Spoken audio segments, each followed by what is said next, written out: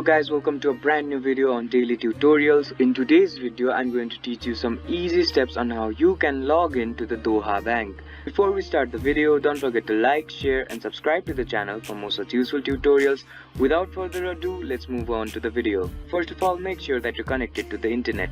Once you made sure that you're connected to the internet, open up a web browser. Now, once the web browser is open up on your screen, type in qa.dohabank.com and hit enter. After the home page of the Doha Bank opens up on your screen, on the right hand side of your screen you'll see a login button. Now once you hover over the login button, you'll see options on your screen. Now go ahead and click on the login option of the personal banking option. After you click on the personal banking option, you'll be directed to another page.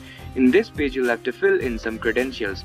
You will have to fill in your username here, your password here, and then click on the login button. Once you click on the login button, and if you have filled in these credentials correctly, you'll be automatically logged in to the Doha Bank. I hope this video helped you to log into the Doha Bank.